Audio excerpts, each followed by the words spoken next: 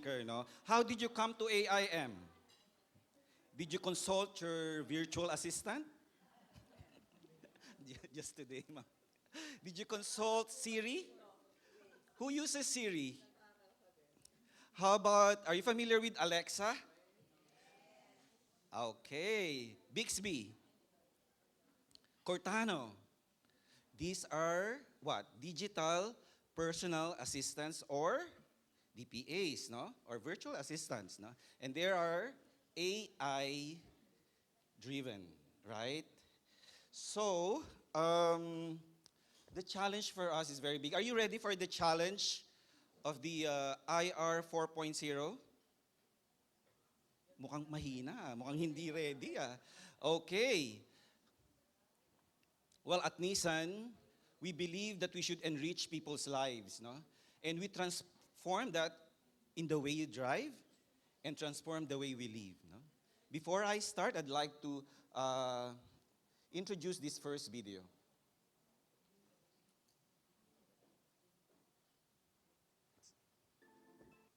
Oh, sorry.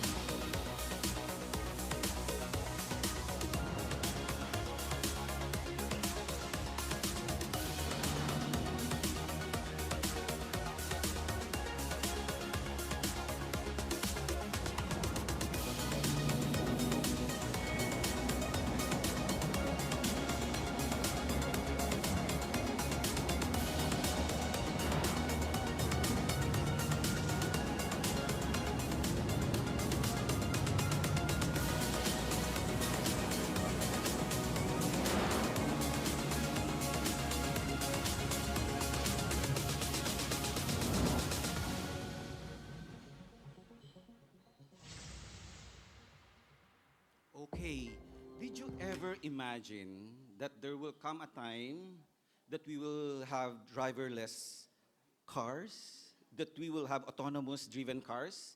Did you ever imagine that? Siguro hindi, no? Not in our lifetime. But now, Nissan is leading the technology on autonomous driving. And as I have mentioned earlier, we envision a world where there is zero emission, zero fatality, and zero inequality in society. And innovation, technology, and the future is what Nissan is all about. No? Overarching all this, of course, is our drive to ensure that we have a world that is free, that we have zero fatality, as mentioned earlier, And Nissan now is the world's #1 automotive company, selling 10,500,000 cars worldwide with Nissan, Mitsubishi, and Renault alliance. So we're the leading automotive company in the world. And we're also the leading EV car sold in 2018 with 700,000 cars sold in 2018. That is EV meaning electric vehicles. So that we are the only company with 100% EV cars. So that's how we're driving technology. Enriching people's lives is our vision, and we continue to innovate that excites. And that's not only for our vehicles, that's not only for production technology, not only in our automobile design for the future, but we also take care of our people through human capital management solutions. Later on, I'll show you what we use in Nissan to augment or to help our people drive their performance better and results are delivered. Whether it be product, whether it be process, whether it be people, we believe that Nissan's overarching goal is to enrich people's lives. And we do that not only for the community, not only for the world, but also for our people who turn vision into action. We believe that we, the people, are the ones in charge of creating visions, right? Di ba tayo naman yung gumagawa ng vision? Sino ba yung gumawa ng technology for Nissan? Who innovated? Of course, it's our people. Okay? And people translate vision into strategic goals, right? And the strategic goals are converted into action plans. And action plans into performance and then results. So napakahalaga ng tao in Nissan. While we have leading technology, leading edge technology in cars, we also have leading edge technology for people management. Okay. In each level of our employment process, from attracting talents, developing talents and engaging our talents and our employees, and rewarding our employees, we have solutions. No? We have portals, we have platforms to support our people, no? To support ensuring that we deliver our promise. No? At Nissan Philippines, we use the following. No? Of course, the HR value of attracting, engaging, and rewarding. We use these tech AI platforms. Who among us here are using Workday? Anyone using Workday? So we have 3, okay. And how do you find Workday? It's actually the latest, they say, in HRIS system. It's AI-driven as well, no? For analytics. Engage. We have what we call in Nissan Learning at Alliance. It's actually a portal, later on I'll show you, where we house the different learning programs, where we use HMM, Harvard Managed Mentor. We also have Learning at LinkedIn, which is AI-driven. We have Spark. We have different platforms that we offer to our employees for their e-learning. No? Of course, we have the Korn Ferry Global Survey, which we launch every year to our employees to understand employee satisfaction. They deliver analytics for decision makers, for HR heads in each country, for HR heads in each region and global office. We have ServiceNow. Who among us here are using ServiceNow? Okay, how do you find ServiceNow? No? It's delivering, well, Nissan is still in the journey of coming up with this kind of platform. No? ServiceNow is 24/7 HR service delivery, where you can log in and ask HR of whatever issue you have in terms of benefits, in terms of employment, asking for employee certificates and all those things. ServiceNow is what we use globally for Nissan. And of course, we have this ethics line we call Speak Up, where employees can log in and report any unethical behavior. And this is more of a chat where you can chat with the administrator and that's anonymous, where you can reveal any unethical behavior going on in in the office or in the organization. As for reward, we use Workday as well, and then for reward, we also have the service now for benefits. So these are just some of the applications we have, no? And how do we lead as HR given these various platforms? How do we now behave as a leader in HR? In Nissan, we put primary focus on digitalization. Our MTP, which will end in 2022, highlights, this is a global MTP for Nissan, highlights digitalization. No? That's the reason why we have specific leaders for HR digitalization. Would you imagine that we have a vice president in charge of digitalization only for HR, based in Yokohama, Japan, and we have a regional head of digitalization for HR, and we have a local staff handling HR digitalization. That's how focused Nissan is when it comes to technology. And of course, talent acquisition. Given that we are a growing company in the Philippines, we started when I joined 5 years ago. Nissan, we were just around 50 employees. You know how many we are now? We're 150. We're growing 50 to 80% per annum. We've defied the TIV. In the automotive industry, TIV is the total industry volume. When the TIV is going down, Nissan's growth is increasing. So Nissan is the only automotive company in the Philippines that has defied the TIV. We're growing very fast. In fact, our talents are not only for the Philippines. We're hiring people, we're developing people in the Philippines, and we're sending them to region. We're sending them to the global office. Why? Because we have that strength. Our main strength is our ability to communicate. That's one of our main strengths. That is the reason why Philippines is becoming a talent hub, and that's part of our MTP. No? Talent development. I've shared this in one of the biggest organizations in the Philippines, ODPN, how the talent development program is driven in Nissan Philippines. Because as I said, we're becoming a talent hub. No? So we're trying to develop more leaders, not only for the Philippines, but for Asia. We sent our CFO to Bangkok to head the Nissan Thailand with 6,000 employees. Imagine our local CFO with only 50 to 100 people being sent to Thailand to become CFO for a 6,000 strong company.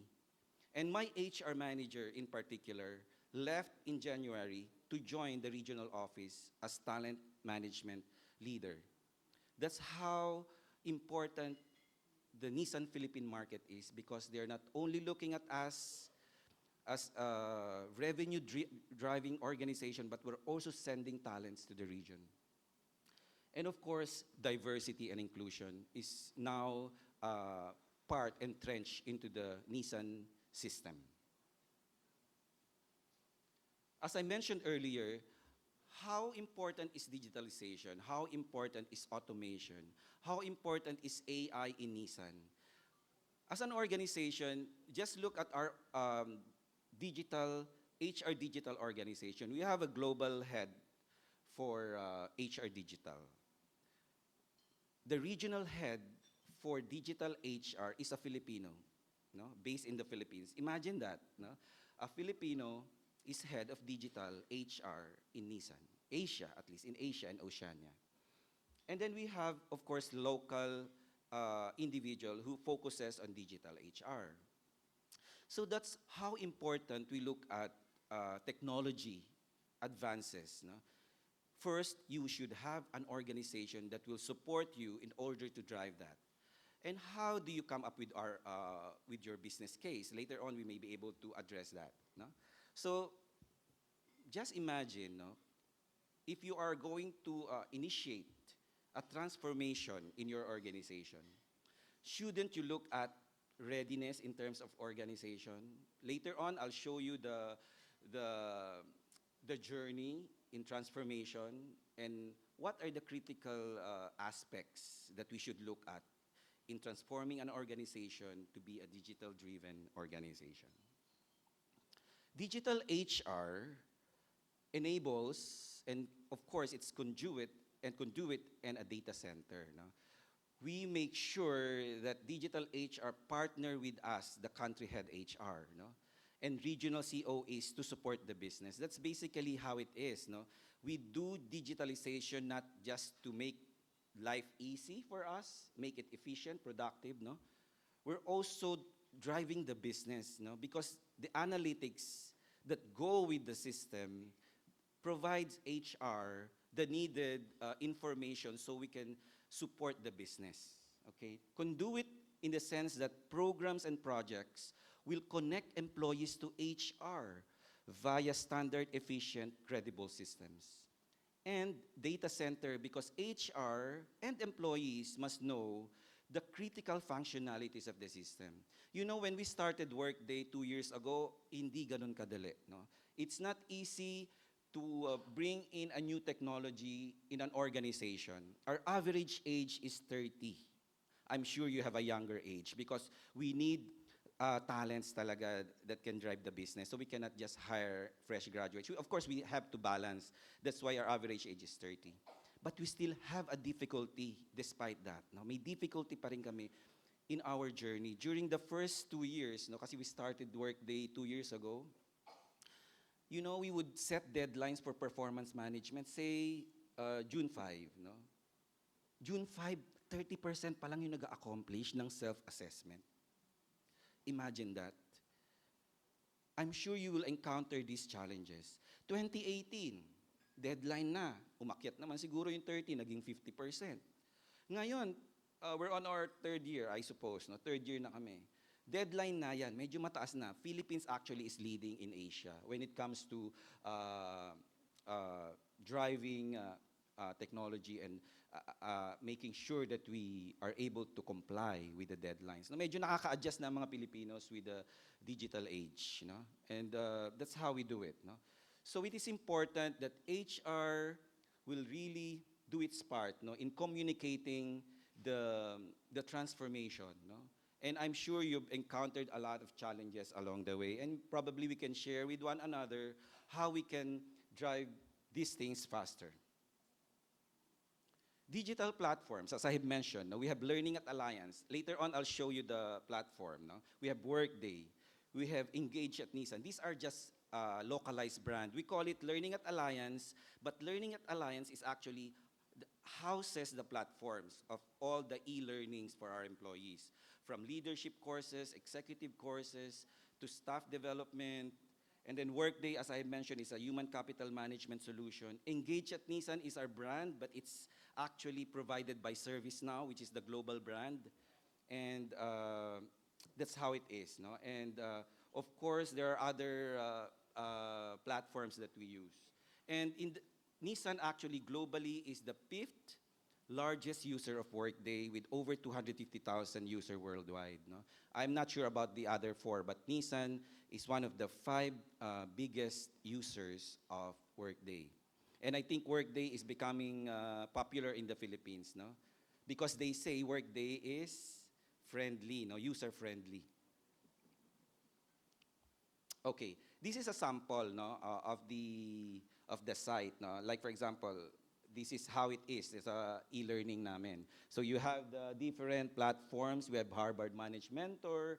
We have Get Control, no? We have Global Smart, no? Hindi yan yung dalawang magkalaban. Nagkataon na makapareho yung pangalan nila. And Gets Abstract, no? And they didn't mention about LinkedIn Learning, but it's there, no? And all the foundation courses for leader coaching, building trust. And each employee, although we don't mandate, no? We don't mandate employees to enroll or to access these portals. But if you are identified as high potential in Nissan Philippines, you're required to take these courses. No? As well, we try to promote. No, there's a KPI for this particular platform, but in general, we only mandate these courses for high potentials. Of course, we don't say you're a high potential, so you take this course. No, we just include that in their KPIs. Otherwise, it's open to everyone. No, and there's actually a tracking device that would know how many employees have actually accessed the program and how many employees have completed a particular course. In LinkedIn Learning, the more you use LinkedIn Learning, the more it will make recommendations. As we know, AI operates that way. No? Meron siyang kind of, parang may sense yung AI, no? Para siyang, parang human, ano siya parang it works like a human being, no? Although my daughter, who's an AI expert, says, no, hindi siya ganon, sabi niya. It's actually just looking at the patterns, no? Kaya the more you access LinkedIn Learning, like for example, you're trying to access more about coaching, leadership, it will provide you recommendations. Oh, Eric, take this course. Eric, take this course. It's trying to provide you recommendations. That's one of the how AI operates. It has a recommendation system. No? What else do we have? No? Sino yung gumagamit ng Spotify? Did you ever realize that's AI-driven? Hindi nyo ba alam kung halimbawa gusto nyong music, 80s and 90s, nagpapakita siya ng mga music, hindi nyo ba nare-realize, bakit ba nagbibigay ito ng ganitong recommendation? It's AI-driven because it's making recommendations. Well, I thought before na parang nasi-sense niya yung gusto ko, no? Ba't ganon, di ba? Parang nakikita niya, iniisip ko, it's working like a human brain, di ba? AI is like working like a human brain. Gusto mo ng 80s, 90s music, it's providing you those things, no? What else? In Facebook, ang daming recommendation. Oh, i-friend mo nga si this person, recommend this person. Why? Minsan nandun lang siya sa address book mo, nire-recommend niya na, di ba? Even Facebook has an AI system because it's making recommendations. That's how it works, no? And maybe in your organization, medyo hindi pa nating feel because in the Philippines, I think, I don't know, but we're not yet in that kind of state where AI is driving the business. No? I'm sure in the BPOs, marami, they're using recruitment, no? For recruitment, AI-driven systems, but in many companies, we're not yet there. No? We're still in the journey. Okay, so this is what we have in Nissan as powered by Cornerstone, Manage Mentor, Get Abstractly in Learning, and Get Control University. Very powerful e-learning tools. No, I just started several months ago, and I'm getting a lot. No, I enrolled in resilience, I enrolled in coaching, and it's really helping me a lot. It reminds me of the things that I should do as HR leader. No, sometimes that you forget on a day-to-day basis. Okay, Workday. How do we use Workday? You know, for those who are not familiar, I'm just going to show you how it works. Very simple. These are the things that they have. Ito yung mga modules ng Workday. If you have other platforms like PeopleSoft or you have the Oracle, you can just compare it. We have the human resource management, benefits, talent management, recruiting, and all those modules. In Nissan, we have not yet maximized all these modules. What we have are just human resource management. We have workforce planning and analytics. We have learning. We have recruiting. We have talent management. We track our career development plan, and it's actually inside Workday now. Because since we are a global company, any leader in the organization can just click on my name and look at my CDP. If, for example, I'd like to be an HR business partner for Nissan Europe, and it's indicated in my CDP, the HR head of Nissan Europe can just look at my CDP and verify those directly with me or with my boss in Thailand. No? So that's how it works. The career development plan, in other companies, you call it IDP. Do you have IDPs? No? May IDPs tayo. In Nissan, we just call it CDP, Career Development Plan. And we don't mandate CDPs, no? But we mandate for high potentials. And we have to upload, no? To the Workday. It's a requirement if you're a high potential. And we have, it's a different discussion when we talk about that. So that's how it works, no? Sa Workday. This is how it looks like. No? Sa employer database, no? It has, of course, the basic information, no? And the profile, your educational attainment, no, the work experience, the background, no, very important, no, especially for companies like us where we tap talents globally, regionally, no. So it has to be complete. In fact, we have an audit, a quarterly audit on Workday data, no, and it is not part of our KPI, but it's part of regional. We call it analytics, no? Dashboard. We have a dashboard, and it is monitored, no? It is monitored how many in your organization has complete data. Pag incomplete yan, ma-take note ka sa region. No? So we have an audit on data for Workday. So we're not using it just for the sake of using it. We audit the information. And then, of course, as I mentioned, CDP, pay policy, CNB. For example, employee X, no? Ang salary niya, say, 50,000. Level, we call it EVP level 8. Eh, nag-exceed na siya. Magno-notify si Workday. Eric, you've indicated the salary of X-employee, but he exceeded the max. No? So, magno-notify siya. And you just have to come up with a, merong ano yan, no? Parang direction for you to override that. No? Otherwise, makikita rin ng region, bakit nag-overpay ka sa isang level 8? No? So, it has that kind of mechanism. Job pay structure, pay policies. No? How do we treat pregnant employees in the Philippines and how it is treated in Thailand, for example? Nako-compare. No? And, of course, utilization of leaves. No? Analytics, very important to us, the revenue headcount. No? Napaka-importante. In Nissan, you cannot just add headcount. It has to be aligned with revenue. You know, we had what we call headcount to revenue ratios. No? And we're one of the best in terms of productivity. We have about, should I say, 0.48 people cost to revenue. One of the best in Asia in terms of productivity. So we track that through Workday. Analytics such as turnover, and not just the general turnover, we look at high potential turnover, the strategic hire turnover, no? Diversity, people, and headcount.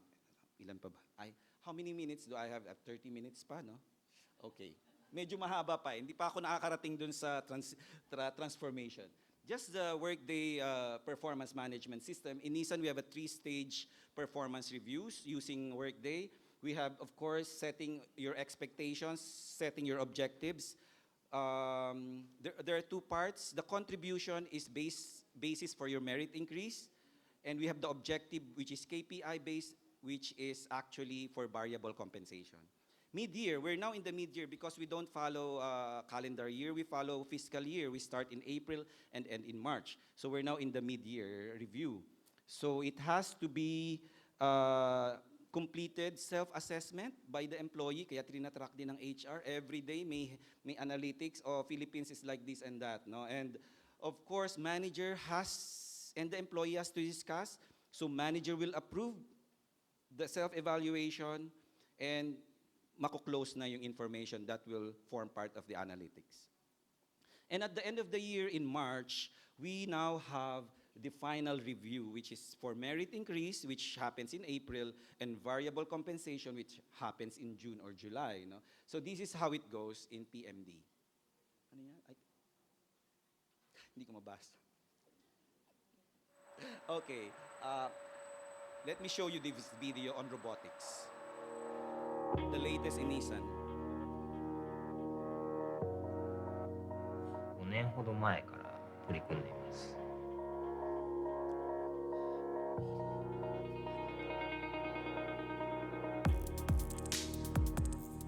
少量生産をする取り組みの中で金型を使わないで加工するという工法をにしました。大砲成形って呼んでます。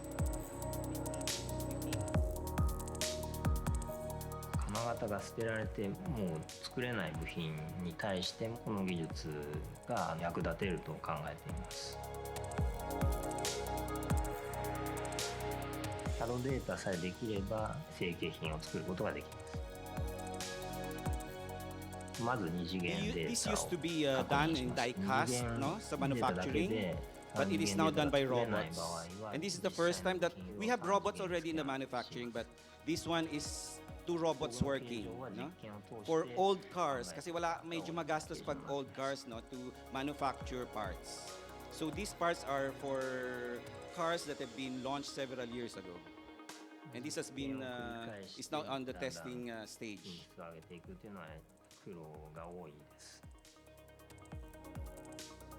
Imagine how production is 潤滑な eased しで加工 because で of きます this technology. 表面品質を保ったまま加工し終わった後すぐに塗装をすることができます Okay, I'll just cut that off kasi short ano na ako no. At what stage are you in your digital transformation? No? I'd like to ask no, nasa na tayo sa stage sa digital transformation? According to IOLOGY's 5 stages of digital transformation, meron daw 5 stages. No? Actually, there's another formula that says 6 or 7 stages. But I just use the 5 no, for purposes of this discussion. Where are we? Traditional stage? Are we in the emerging stage? Are we in the growth stage? Are we in the sophisticated or fully integrated? Where are we? Just focus on HR. Tignan natin, nasaan? Sino na yung nasa fully integrated, agile strategic approach, leadership is integrated in the strategy, fully personalized user experience? Advanced, no? Okay. How about sophisticated? Business-aligned strategy, active leadership and investment, quantifiable ROI and project level. Meron na bang sophisticated? Medyo pare-pareho ata tayo, no? We're in a journey no, right now. I don't claim to be in the fully integrated. We're in a journey altogether. Growth, emerging digital acquisition, quality-based metrics by audience, partially integrated systems. Meron na tayo? Sa third? Okay, no? Emerging individual department strategies, kanya-kanya. HR may sariling HRIS, si marketing has its own digital, no? And then traditional, no KPI, no integrated site. Siguro hindi naman tayo dyan, no? Baka naman nandun tayo somewhere between emerging and growth, no? HR, in order for us to be relevant, we have to come up with business case in order to drive the business, no? Kailangan natin gawin yan. So, do we all agree na we're between emerging and growth? Or we are in the traditional stage? Kasi depende no, how we will react as HR. No? Kasi yung title natin, HR Leadership in the Age of AI. No? HR Leadership, how are we going to lead the organization as HR in this age? Eh wala pa nga tayo doon sa dulo eh. Diba? Nandun papunta pa lang tayo. So what kind of leadership do we need? Later I'll show you some formula no, about this. According to Digital Transformation Index, hindi ata nakikita yung ano doon, that's about 20%, no? Are not sure of what to do when it comes to digital transformation, no? Sinasabi. And then 40% would say that have a dedicated digital transformation team. In this room, how many of us would have a dedicated person for digital HR? Dedicated. Okay, not even one. Because siguro part of work. Maybe, part of work of digital HR. Part of our work. Yes, part of our work naman. No? Not really dedicated, but part of HR work. No? Okay. And contributed the success of digital transformation strategy to their technology partners, according to the 50% of companies said that it has contributed no, to their success. So napakahalaga ng digital transformation in our age. Okay. According to BCG, Boston Consulting Group, no, there are actually transformation require 3 change journeys. Just imagine no, that you are in a transformation journey. It is very important that we take in consideration these 3 things. No? Leader journey, people journey, and program journey. We don't just come up with a digital initiative and then, sir, can we launch Workday in the next 6 months without coming up with a very strong business case, with a project management plan, with a vision. At least you have a vision for your digital transformation. How do you want to be digitally driven in the next 5 years? No? You should have that. And one very important success factor that we always forget is the people capacity to absorb change. We always say change. In one company surveyed by BCG, they have 250 initiatives. Imagine that. Can people manage 250 initiatives, not only in HR, the whole company? Do they have the capacity? It's not just initiating transformation for the sake of digitalization. We have to ensure that people will be able to absorb that change. You know? Kasi may limited capacity naman tayo, di ba? Humans have limited capacity. Like kami, in HR, no, we have Workday. Imagine in HR, we only have 5, pero litong-lito na kami. We have ServiceNow, we have Learning at Alliance, we have Workday, and they're coming up with teams. Ang daming initiative ang HR. 5. Buti na lang, we have the digital regional Filipino nandun sa tabi ng office ko that can provide support. Imagine 5 initiatives in 2 years on digital HR, and how much more if you have more than that. And one important factor in your journey is to look at people capacity. Kung meron kayong ibang initiatives, tignan nyo. No? It's not just coming up with a business case on digital transformation in-approved ni Presidente, but the people aren't able to absorb change. So leader journey, you have to ensure that turn leaders into transformation agents. Sila yung tutulong sa atin. HR has to business partner with the business leaders. People, design and build required capabilities and changes. And set up initiative management process. No? Thank you for giving me how many minutes more? 15 minutes? Yeah, because I'm not yet in the middle. Wala pa ako dun sa behavior. Eh. How relevant is HR in the age of digital age? Sir, I think I need one more. But okay, how relevant is HR in the age of digital era? No? Okay, are we relevant? Are we still relevant? Yes, if we make a difference. But if we are indifferent, what will happen to us? Just leave with the status quo? No, we have to change the organization. We have to lead the organization to change. But remember, there's a capacity for humans to absorb change. How relevant is HR? Upskill, reskill, and consult your coaches. We have coaches in HR on their careers. Do you need to move somewhere else? Would you rather be in marketing or in sales, or pag hindi ka maka-adapt with the changes in HR, no? Try to assess your careers, no? Amidst technological advances, HR role is to ensure that we lead the present to the future, no? And anong HR leadership approach? Ito pa lang, pumapasok pa lang ako sa approach on leadership. What kind of leadership do we need in this time? No? Although nandyan na lahat, Spotify, LinkedIn, Facebook, pero sa organization natin, hindi pa rin natin nararamdaman. No? Agility, you have heard that so many times. What is agility? It's a combination of what? 3 important things: critical thinking, systems thinking, and strategic thinking. All in one, responding quickly to the need of the organization, of the business. And that's what we call lead agility or leadership agility. I just coined the term lead agility to make it simple. So we in HR should be able to respond to the changing times and become agile. Ito, 4 things HR leaders need to thrive in the future. Very simple, according to HBR, just released July this year. Now, they said there are these 4 important things. Move fast and communicate faster. Think even more strategically. Know your workforce and build and sell your vision. So these 4 things are very important. And I'll show you the conceptual and the actual in Nissan. How do we do move fast and communicate faster? According to Deloitte Human Capital Trends, 91% of companies still rely on traditional HR practice of annual review. Di ba sinabi nga natin kanina, nakita natin, almost 90% of us here reflective of the Deloitte survey. US yan, pero Philippines, kita rin natin. 91 still rely on the traditional HR reviews. No?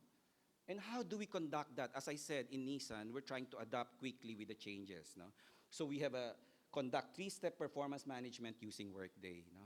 In your company, If you're small to medium, maybe not yet, but as you grow, you may need to rethink about your plans of putting up a system.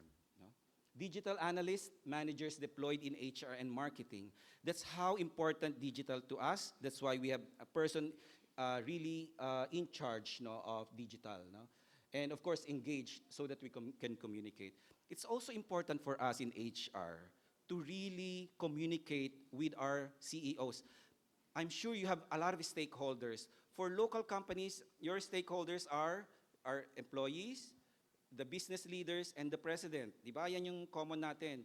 If you're in a multinational company, aside from these three, you have the regional, you have HR business partner, you have Center for Excellence, you have digital, you have global. Imagine, you have all these things in your mind, and you do not communicate fast. What will happen to you? Imagine tomorrow you won't be able to report for work anymore kung hindi ka makakommunicate fast. No? That's how it is required in an organization like multinational organization. For local organization, medyo limited, but we have to communicate fast. And in fact, the next item is to think strategically. Have you imagined partnering with your CEOs? No? I'm sure a lot of us here, do you have any difficulty partnering with your CEOs? Ako, I had problems too in the past. No? And I'm sure you also have, especially getting approval on your budgets. No? Pero you have to prove your business case. No? You have to show results para maging credible ka. Otherwise, you won't get his support. No? So CEO, CHRO partnership is critical in a strategic setting. No? HR business partnering, talk to your business leader more often, understand their people needs. Anong talents kailangan mo next year? This month, we're scheduling a people and organizational planning per division. If you don't have that in your organization, in the second to the last quarter, we usually do that in preparation for next year. No? As HR, I thought of the importance of people and organizational planning. Sino sa tao nyo ang magre-resign, potentially? Sino ang poachable? Sino ang critical talents? Sino ang problem employees? Ilang tao ang kailangan mo next year? These things are very important in HR business partnering. Sino sa division mo ang pwedeng kunin ng kalaban? Ngayon pa lang, sasabihin nyo na sa HR so that HR can prepare the tactics, the strategies. Increase salary, diversify solutions, many things about, and how to expand work. No? Data-driven HR, very easy, and think beyond HR. Don't just think about your role in HR. Drive performance of the business. Communicate during executive meetings. If you are not part of the MANCOM, ask the president to give you time to present your plans. No? Magbibu-bibuhang kayo. Hindi pwedeng tatahimik ang HR. Otherwise, we will just sit at the back and take orders from the president. Do this, do that. No, we drive performance of the business. We speak in front and we say our piece. No? We cannot be dictated. Dapat tayo mag-dictate sa business. Okay. In Nissan, I've shared this with ODP and before, we have Accelerate program. This is a award-winning Asia program for Nissan, and we set it up in the Philippines. We have this high potential development for talents. We identify hypos and we drive them and we give them opportunities inside the organization.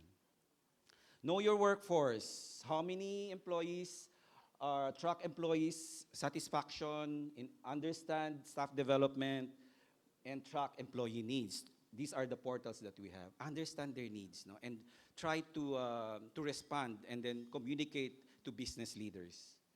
And I'm just trying to fast track, medyo baka 10 minutes, 5 minutes.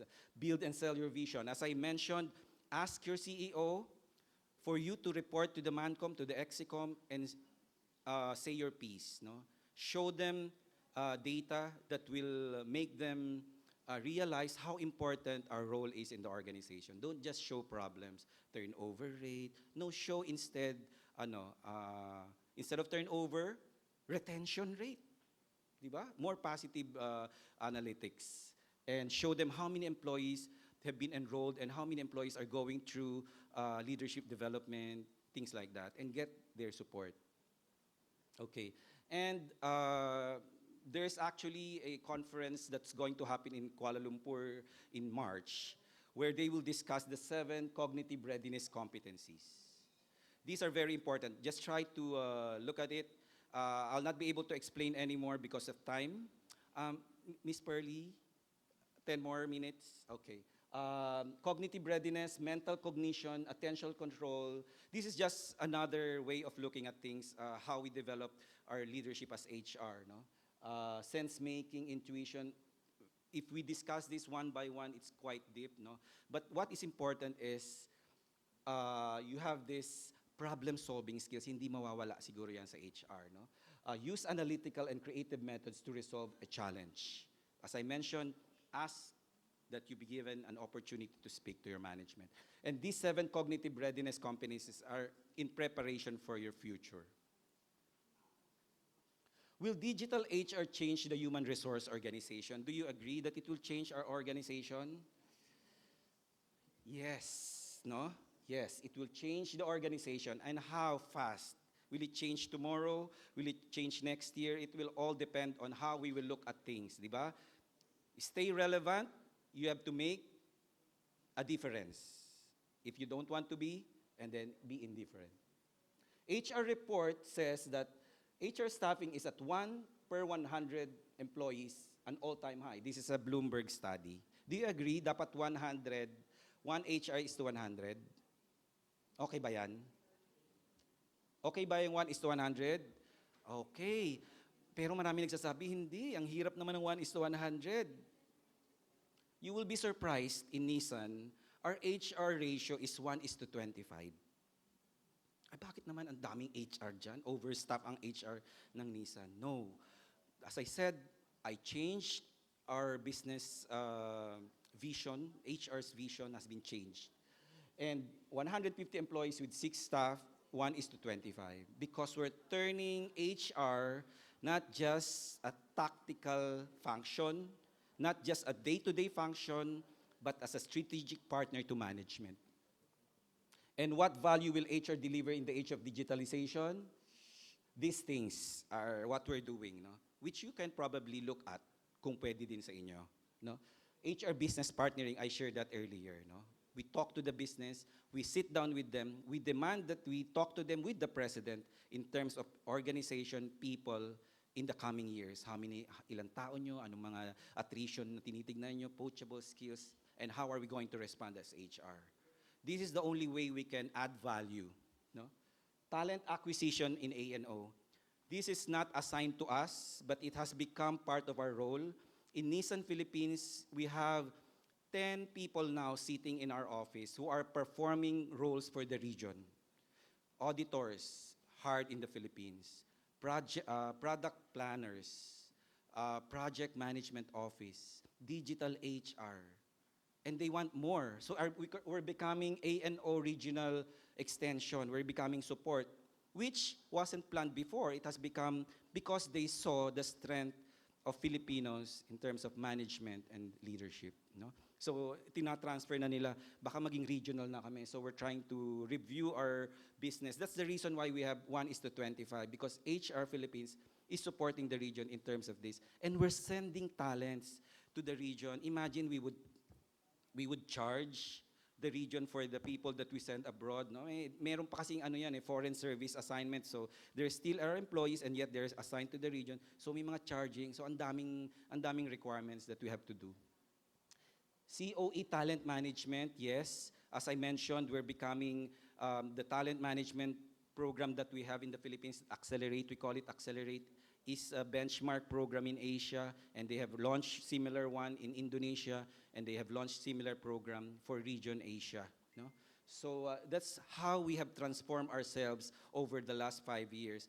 Nissan in the Philippines is just a 6-year-old company, but we've been here since 1969. It's just that the Japanese, French company Nissan was just set up 6 years ago.